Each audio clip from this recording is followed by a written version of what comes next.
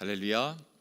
네, 오늘도 귀하고 복된 주일 주 앞에 나온 여러분에게 하나님의 한없는 은혜와 축복이 함께 하시기를 주의 이름으로 축원합니다. 오늘 하나님 말씀을 통해서 우리 최고의 선생 되신 우리 성령님, 주보엔 좀 오자가 나왔는데 우리 성령님을 함께 나눠보고자 합니다. 이어령 교수님의 책에 이런 얘기 나왔어요. 옛날에 어느 시골에 수염을 길게 기르는 할아버지 한 분이 사시는데 그 동네 꼬마가 늘 궁금했다는 거예요. 그래서 궁금한 것을 만났을 때 기회를 잡아서 질문했답니다. 그 질문 내용이 그겁니다. 할아버지는 밤에 주무실 때 그 수염을 이불 속에 넣고 주무세요? 빼고 주무세요? 이걸 질문했다는 거예요. 근데 막상 이 질문을 받고 나니까 이 수염이 잘 때 어디 있는지를 모르겠더라는 거예요. 그래서 얘기를 했답니다. 오늘 밤에 자고서 내일 대답해 줄게 그랬다는 거예요. 그래서 그날 밤에 자려고 하니까 잠이 잘 안 오더라는 거예요.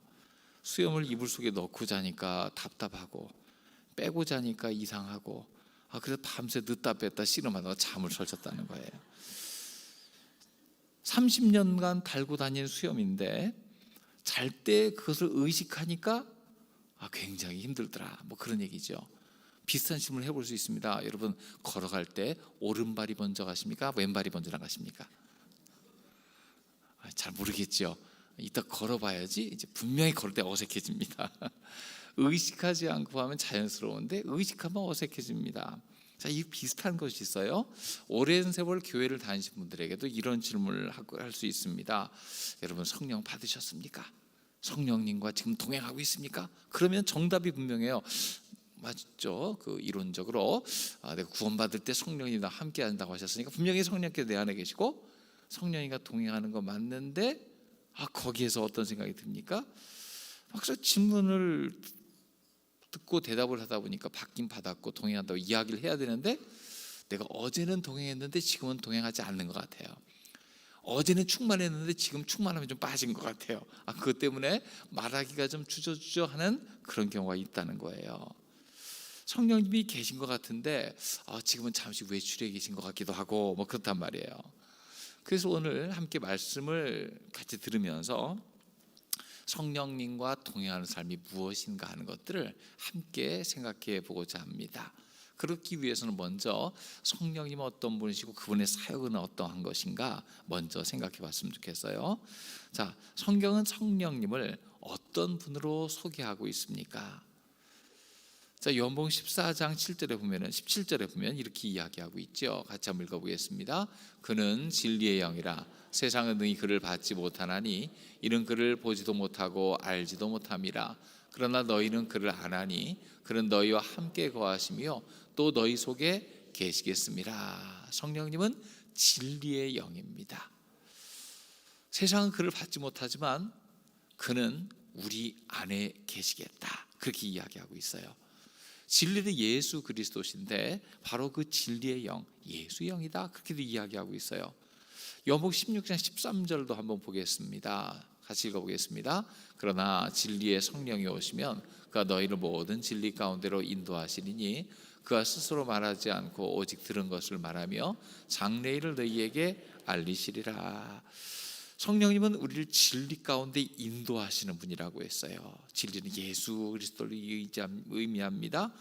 성령님은 자신에 대해서 이야기하는 분이 아니라 그리스도를 나타내시는 분이에요.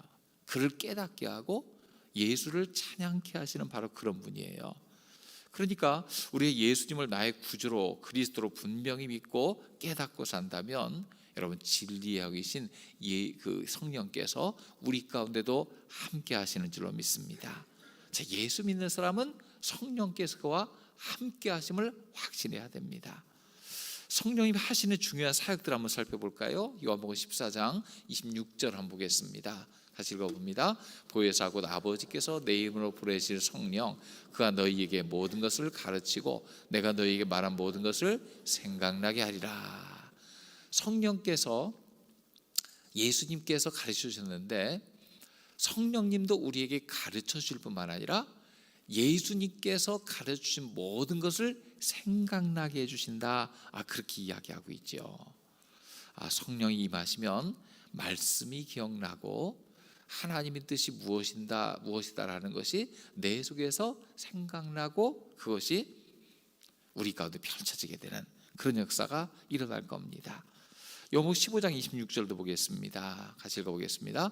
내가 아버지께로부터 너희에게 보혜사 곧 아버지께로부터 나오시는 진리의 성령이 오실 때에 그가 나를 증언하실 것이요. 자, 성령님의 소재는 아버지께로서 오시는 것인데 그분이 하시는 일은 나를 증언하는 것이다. 즉 예수 그리스도를 증언하는 것입니다.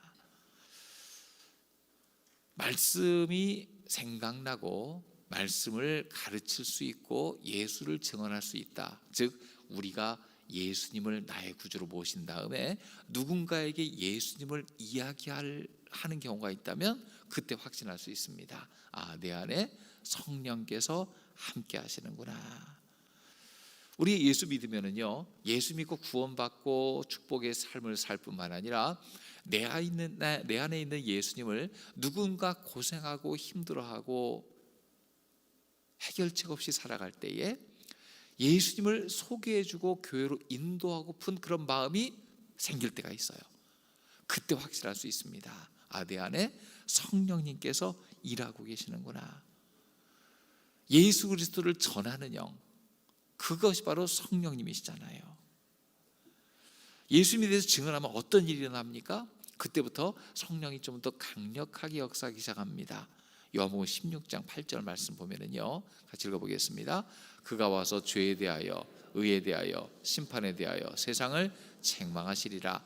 성령님께서 임하시고 하나님 말씀이 그 가운데 역사하시면 죄와 의와 심판에 대해서 깨달음이 주어지기 시작합니다.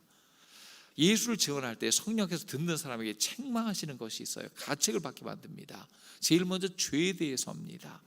죄에 대해서 책망하신다고 했는데요, 16장 9절에 보면 좀 더 자세히 그 얘기를 하고 있죠. 죄는 뭘 얘기합니까? 죄는 그들이 나를 믿지 아니하며, 여러분 죄 중에서 가장 큰 죄는 예수를 믿지 않는 죄입니다. 아니 이걸 들으면요, 갑자기 의아해서 아니 뭐 그 실정법상 문제되는 거를 이 범해야 죄지 예수 안 믿는다고 죄이라고 하면 믿지 않는 사람 되게 기분 나빠해요. 그렇습니다. 맞습니다. 기분 나쁩니다. 믿지 않는 게 죄다. 이게 성경에 나와 있는데 여기 있는 분들은 다 예수 믿는 분들이 대다수니까 인정할 거예요. 하지만 사람들이 인정하지 않을 겁니다. 무시할 겁니다. 그러나 성령께서 역사하시면 어떻습니까? 나를 위해 죽으신 예수를 믿지 않고 그 믿는 자를 박해하고 조롱하고 살았으니 내가 진짜 죄인이구나, 이걸 깨닫게 된다는 거예요. 성령께서 역사하실 때에 모든 사람이 자기의 죄를 깨닫게 될 줄로 믿습니다. 그래서 어떤 사람이 자기의 죄인임을 깨닫고 예수님이 필요합니다 고백하는 것은요, 성령께서 하시는 일이에요. 또 성령께서 어떤 일을 하시냐면요, 의에 대해서도 책망하십니다. 10절 말씀 보면은요, 의에 대하려면 내가 아버지께로 가니 너희가 다시 나를 보지 못하며, 그렇게 이야기합니다. 이 의는 무엇을 이야기합니까? 자, 세상에서 아무리 선을 행해도 의로운 사람이 될 수 없습니다. 하나님 앞에 당당하게 설 수 있는 사람은 없습니다. 죄인이기 때문이죠. 근데 예수께서 하신 일이 무엇입니까? 아버지께로 가셨어요. 그냥 가신 것이 아닙니다. 이 땅에서 우리의 죄를 위해서 십자가 지시고 죽으신 이후에 다시 살아나셔서 당당히 하나님 나라에 가신 줄로 믿습니다. 예수께서 우리 죄를 위해서 십자가 지시고 아버지께로 갔다. 그 예수를 믿을 때 우리에게는 구원이 임하고 죄인에서 의인으로 바뀌어지는 줄로 믿습니다. 의에 대한 자각이 오게 돼요. 예수님이 하신 일이 무엇인지를 깨닫게 돼요. 또 심판은 어떻습니까? 심판에 대해서는 11절이 이야기하고 있죠. 심판에 대하여는 이 세상 임금이 심판을 받았습니다. 자, 예수께서 십자가 지시고 승리하심으로 말미암아 세상을 다스리는 사단 마귀가 이미 심판을 받은 줄로 믿습니다. 그 형의 집행이 잠시 미뤄졌을 뿐 세상과 그 주인 마귀는 이미 유죄 판결을 받았습니다.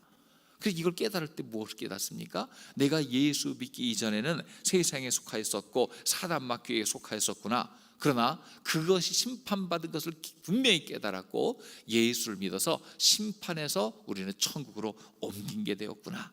성령께서 깨닫게 해주는 줄로 믿습니다. 이 구원의 놀라운 도리를 아는 사람은 제가 100% 확신합니다. 그 안에 성령께서 일하고 계심을 믿습니다.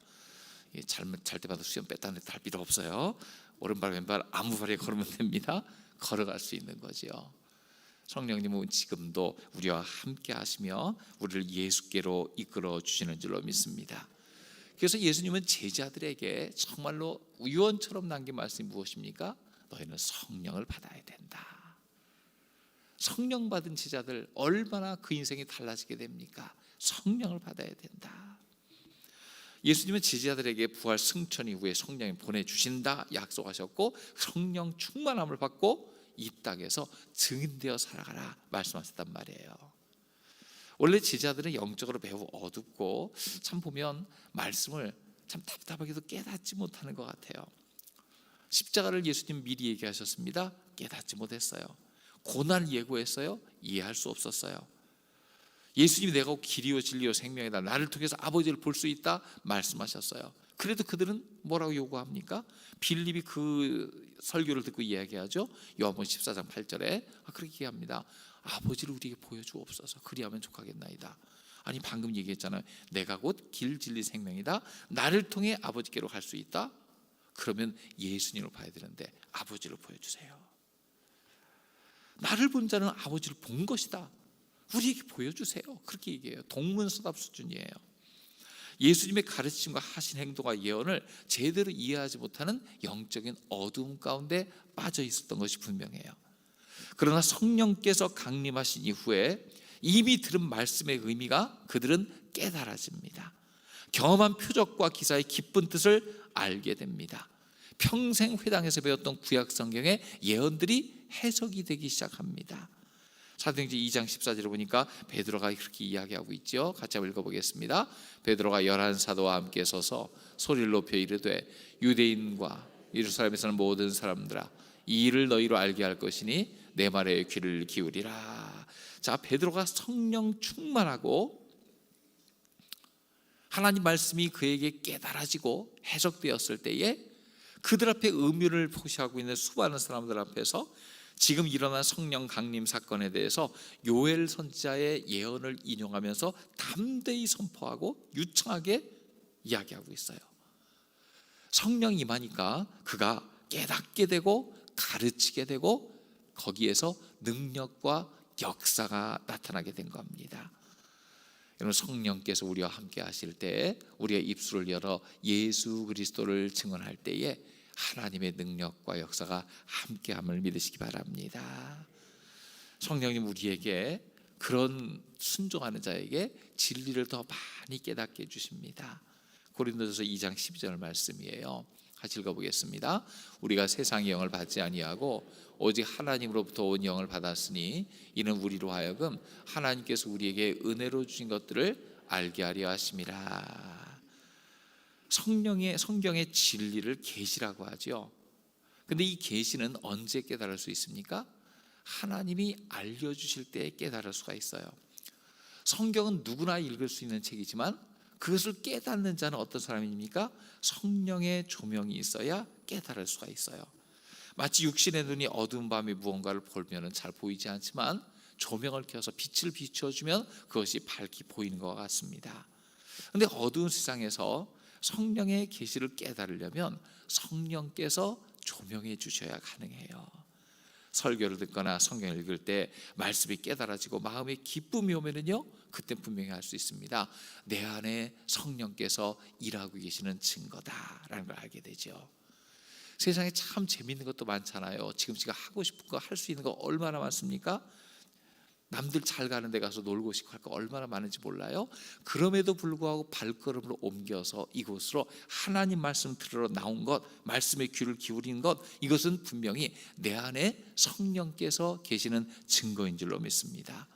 왜냐하면 우리는 이 자리에 올 때 분명히 알았잖아요. 세상의 양식과 즐거움과 재미도 있지만 영적 양식이 너무나 중요하고 영적인 깨달음이 있어야 바른 길을 갈 수 있는 것을 알기 때문에 지금 이 자리에 있는 줄로 믿습니다. 교회 온 것 자체도 내 안에 성령이 있기에 가능하구나, 영의 양식을 먹어야 된다는 배고픔과 갈급함이 있기에 내가 본능적으로 의지적으로 이 자리에 왔구나라는 걸 깨닫는 거예요. 여러분, 하나님 말씀을 들을 때에 내 영이 살고 성령께서 힘있게 역사하실 줄로 믿습니다. 말씀을 잘 듣고 우리 안에 계신 성령께서 함께 하시는 것을 경험하시기를 주의 이름으로 축원합니다. 성령님, 내가 하나님 말씀에 반응하고 예수님과 어떤 관계를 맺고 사느냐에 지금도 관심을 갖고 계세요. 성령님이 어떤 분이십니까? 인격적인 분입니다. 인격적인 분이라는 것은요, 우리 인간관계 속에서도요, 누군가의 호의를 표시하고 접근하고 관계를 맺으면 그 관계가 맺어지고 좀 더 관계를 맺으면 깊어지고 나중에 자유로워지고 상당히 밀접한 관계의 축복을 누리게 되죠. 성령님은 더더욱 그렇습니다. 우리가 성령님을 계심을 인정하고 그분을 모셔드릴 뿐만 아니라 그분과 시간을 자주 하게 되면 어떻습니까? 하나님께서 우리 가운데 함께 하시는 것을 기뻐하시고 능력과 은혜를 나타내 주실 줄로 믿습니다. 성령님은 인격적인 분이에요. 내가 기뻐하고 찬양하고 맞아들이고 자주 대화할 때에 관계가 깊어지게 됩니다. 우리 모두는 성령님께서 예수를 믿을 때 함께 가시기 때문에 성령님과 자유로운 교제와 삶을 나눌 수 있는 가능성들이 주어져 있어요. 근데 그 가능성을 현실로 해서 충만하게 살아가는 사람이 있는가 하면 가능성만 간직하고 사는 분들도 있어요. 지난번에 알파 성령 수행할 때 그 예를 들어서 얘기했었어요. 여러분, 우리 몸에요, 모두가 식스팩이 있습니다. 다 있다니까요. 못 믿으시네. 있어요. 해부에 보면 다 나오는데 그걸 할 수 없고. 근데 문제는 그게 드러나는 사람이 있고, 태어날 때부터 돌아가실 때가 감춰져 있는 분이 있습니다. 어떤 차이가 있나요? 자기를 복종시켜서 열심히 운동하면은요, 이게 드러납니다. 진짜 있었네? 확인될 겁니다. 그런 체험을 한 번도 못한 사람은요, 늘 가능성만 지니고 언제 한번 나한테 모습을 보여줄래? 그러면서 보기만 하고 살 겁니다. 저는 그걸 보면서 그 생각을 했어요. 우리도 마찬가지 아닌가. 성령께서 우리 안에 계시고 나를 통해 일하고 싶어 하시고, 나는 성령 충만하에 더 크게 바울처럼 베드로처럼 쓰임받을 가능성이 얼마든지 있는데 그를 사모하며 열심히 내어 준비하고 훈련받는 사람은 소수라는 거예요. 예수님께서 제자들이 무엇을 요구하셨습니까? 너희는 성령 충만을 받아야 된다. 그래야 사역자로서 승리할 수 있다. 이거는 단지 사역자만이 아닙니다. 우리가 이 세상 살아갈 때 모든 성도들의 삶에도 성령님이 동행이 필수적인 줄로 믿습니다. 이 성령님이 인도함 받으면요, 주변의 꼬임에 넘어가질 않아요. 지혜를 주셔서 분별력이 있어서 살 수가 있게 됩니다. 하나님 말씀이 우리 가운데 있기 때문에 그래요. 성령님이 인도하실 때 최선의 것을 선택하며 살아가게 되는 줄로 믿습니다. 그러기 위해서는 요한복음 16장 13절 말씀에 이렇게 이야기하고 있죠. 같이 읽어보겠습니다. 그러나 진리의 성령이 오시면 그가 너희를 모든 진리 가운데로 인도하시리니 그가 스스로 말하지 않고 오직 들은 것을 말하며 장래일을 너희에게 알리시리라. 성령님은 들은 것을 말씀하십니다. 들은 것은 하나님 말씀이에요. 말씀이 들려지는 곳에 우리가 가까이 가게 되면 성령께서 우리와 함께 하실 뿐만 아니라 우리를 통해서 많은 것을 분별하며 바른 길을 갈 수 있도록 인도해 주십니다. 성경 중에 쉽게 이해되는 진리도 있지만 깊이 연구해서 묵상해서 얻는 진리도 있죠. 사도행전에 보면 베레아 사람들이 나오는데 그들은 참 하나님 앞에 진실하고 신사적인 사람이었어요. 그래서 말씀을 들었을 때에 그 말씀이 그런가 하여 묵상하고 연구하고 찾는 그런 사람들이었습니다. 우리 가운데 하나님 말씀을 들었을 때에 보면 그 말씀을 말씀으로 계속 묵상하고 해석하여 진리로 바꾸어 가시기 바랍니다. 요즘 보면 하나님 말씀을 제멋대로 해석해서 미혹하는 자들이 참 많아요. 교회 밖에서 어떤 행사 있다고 거기 좋다고 찾아갔다고 하면 여러분 의심해 봐야 되고요. 먼저 교육적인 상의를 해야 됩니다. 왜냐하면 하도 이상한 사람들이 많기 때문에요. 요즘은 그럴 필요도 없는 것이 유튜브에 온갖 이단과 이상한 사람들이 나와갖고요, 별말을 다 하고 있어요. 제목 장사하면서 막 혹하게 만들고 있어요. 제가 가끔 검색을 해보는데 깜짝깜짝 놀라요. 이단들이 참 많아요. 이단도 많은데요, 자기 유익을 위해서 일하는 관종, 관심종자들도 많습니다. 아니, 성경을 이용한 관종들이 있더라니까요. 제가 보니까 그냥 보여진다고 다 보면 안 됩니다. 들려진다고 다 듣는 것도 아닙니다. 먼저 내 안에 하나님 말씀의 진리가 늘 내 안에 박혀 있어야 듣고 분별할 수 있고, 쓸데없는 거 걸릴 수 있고, 하나님 말씀의 잣대로 평가할 수 있는 겁니다. 여기서도 조금 저기서도 조금 교묘하게 짜맞춘 거짓과 유사한 진리에 대해서 분별할 수 있습니다. 여러분, 예수를 믿은 지 얼마 되지 않았고 오래 믿었건 늘 하나님 말씀을 듣는 자리, 특별히 몸된 교회에서 진리를 듣는 자리에 늘 최선을 다하시길 주의 이름으로 축원합니다. 말씀을 들었을 때 모든 것이 깨달아지는 않지만은요, 그 말씀을 내 안에 간직하고 사모하며 기다리는 것도 참 중요합니다. 말씀의 깊은 것 깨닫기 위해서는요, 마음을 열고 사모하며 기다려야 됩니다. 우리가 하다못해 극장 가서 공연을 보려고 할 때도 어떻습니까? 표를 사고 기다리면서 맛있는 거 사가지고 오가면서 그 때를 기다리다 들어가요. 최소한 그런 것도 그렇습니다. 근데 우리가 진리의 말씀, 진리의 세계에 활동하기 위해서는요, 지금 하나님 말씀을 들은 것을 내 마음에 간직할 뿐만 아니라 그 말씀이 일할 수 있도록 기다리고 사모하는 그런 제사가 필요합니다. 베드로전서 2장 2절 말씀을 이렇게 얘기합니다. 같이 읽어보겠습니다. 갓난아기 아기들 같이 순전하고 신령한 젖을 사모하라. 이는 그로 말미암아 너희로 구원에 이르도록 자라게 하려 함이라. 여러분, 신령한 젖을 사모하면 구원에 이르도록 성장이 이루어집니다. 하나님 말씀을 사모하는 삶을 살아가시기 바랍니다. 우리 아기들이 배고프면 빽빽 울면서 먹는 것을 찾는 것처럼 우리 마음속에도 하나님이 진리에 대한 사모함이 있어야 돼요. 시편 42편 1절에는요, 사슴이 시냇물을 찾아서 갈급함같이 주를 찾기에 갈급하라 이야기하고 있죠. 여러분, 하나님 말씀을 깊이 사모하는 자에게 하나님은 성령님을 보내주시고 말씀을 듣게 하실 뿐만 아니라 말씀을 깨닫게 하는 은혜를 더하여 주실 줄로 믿습니다. 그럼 깨달은 말씀은 어떻게 해야 됩니까? 이 말씀에 순종함으로 열매를 맺어야 됩니다. 말씀은 씨와 같습니다. 씨는 뿌려진 후 자랍니다. 잘 자라면은요 30배, 60배, 100배의 결실을 합니다. 그러나 그 과정에 열매는 없어도 자라는 과정을 무시하면 안 됩니다. 계속 자라야 될 줄로 믿습니다.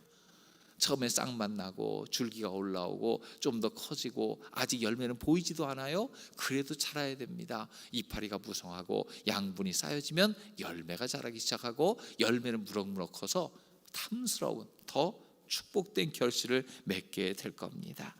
그래서 자란다는 것은 무엇입니까? 순종하는 거죠.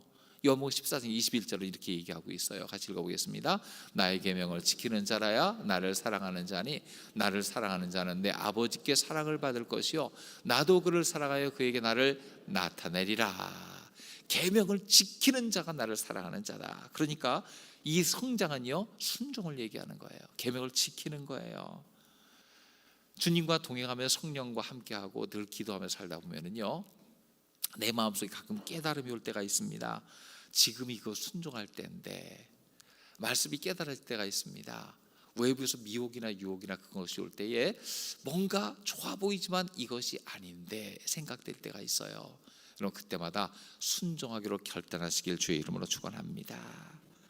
성령께서 우리 가운데 작은 소리로 말씀하실 때도요 그것을 민감하게 캐치할 수 있는 능력, 그리고 나에게 불리한 말씀을 할지라도 그의 성경적이고 영적이면 행할 수 있는 결단력, 그런 것이 모이고 모일 때에 결실로 열매로 맺어지게 될 줄로 믿습니다. 이 자리에서 우리는요 구원받음으로 겨우 만족하는 자, 일주일에 한 번 교회 가서 예배함으로 말미암아 겨우겨우 생명 연장의 꿈을 이루는 자가 안 됐으면 좋겠어요. 여러분, 금요일 날 기도하는 자리에 많이 오시기 바랍니다. 기도할 때 내 영이 힘을 얻습니다. 말씀을 공부하는 자리, 또 수요 성경 공부도 열심히 참석하시기 바랍니다. 이걸 모두 하기 위해서는요 새벽마다 나와서 말씀을 읽고 또한 기도하는 자리, 이것을 계속 순종하고 실천할 때에 영적인 근육이 든든해지고 나의 삶이 더 큰 복을 받게 될 줄로 믿습니다. 최고의 선생 되신 성령님께서 지금 내 수준에 맞게 지도하고자 기다리고 계십니다. 세상이 감당할 수 없는 최고의 선생님 되신 성령님께서 우리 가운데 계시는데 그의 인도함 받아 이 세상 살아갈 때 하나님의 자녀로서 힘있게 쓰임받는 우리 모두가 되시기를 주의 이름으로 축원합니다. 기도하겠습니다.